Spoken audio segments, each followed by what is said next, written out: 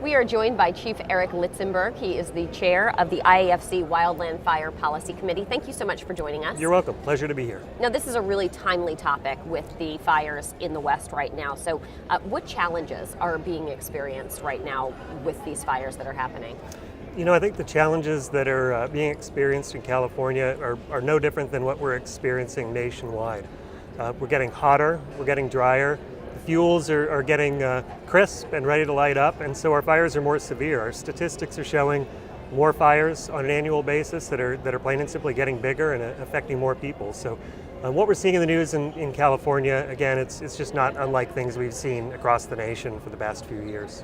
And what is IAFC's interest in regards to wildland fire? Well, IAFC represents local governments and local fire chiefs in all risk approaches. So not only is it traditionally urban structural firefighting, but it's also EMS and hazardous materials, and in our case, it's wildland urban interface. So the communities that are accepting that they have a role in the response into the more suburban and rural environments, the IAFC is trying to represent and advocate for issues that affect those people as well as others across the nation.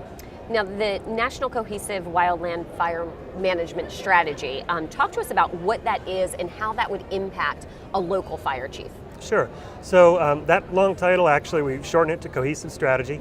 Cohesive Strategy is really a collaborative approach that's been in place for about 6 or 7 years now, where all levels of government, at the national level and state level and local level, started to realize that we have a problem that's affecting everybody, and so it really deserves a collaborative approach.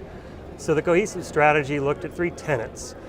Landscape management and creating resilient landscapes, promoting fire-adapted communities, so getting communities to acknowledge that they have a problem and giving them tools to make the problem less severe, and then developing a collaborative approach to response. So all levels of government and the private sector are really working together in those 3 tenets to make our response safer and our communities more fire-adapted.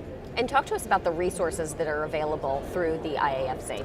You know, there are a ton. It all falls under something called Community Wildfire Readiness. There's a program called Ready, Set, Go, which helps fire departments and really government officials engage their citizens in being part of the solution. There's the Wildland Fire Policy Committee, which tries to advocate for the fire chiefs and all levels of government and all discussions. There are a lot of resources the IAFC has created over the years that can really help a community become more fire adapted and better able to respond like issues such as the incident that you referred to in California. Yeah, and finally, you answered this question a little bit at the beginning, but moving forward, how do you see this being more of an impact or less of an impact on our country? You know, I think it's going to continue to have an impact on our country. We see an evolution where it's becoming more of a northeastern problem than I think we traditionally thought it was. We always see the issues in California and in the Southwest. Certainly over the past few years, we've seen in Oregon and Washington bigger fires that are affecting larger communities and having a bigger impact on our quality of life.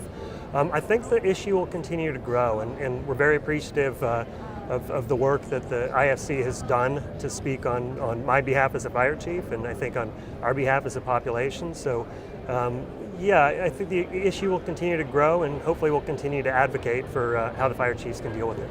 Fantastic. Chief Litzenberg, thank you so much for your time. You are welcome. Thank you.